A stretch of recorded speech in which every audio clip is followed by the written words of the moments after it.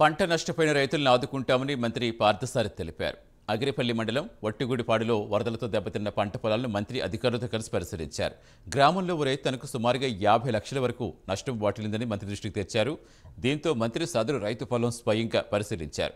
మంత్రి మాట్లాడుతూ వరద నీరు తగ్గాక అధికారులు పంట నష్టాలపై సర్వే చేసి నివేదిక సమర్పించాలని వ్యవసాయ శాఖ అధికారులను ఆదేశించారు.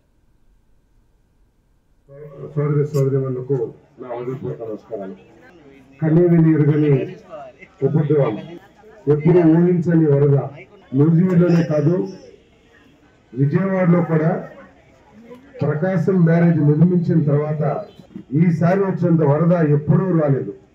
అత్యధికంగా వచ్చిన వరద 2009లో 11,10,000 క్యూసెక్కుల నీరు వస్తే, వరద నీరు వస్తే 24 గంటల్లో. ఈసారి 11,47,000 క్యూసెక్కుల నీరు ఒక 24 గంటల్లో వచ్చింది. ఒక చిన్న విషయం కూడా మీకు చెప్పదలుచుకున్నాను నేను.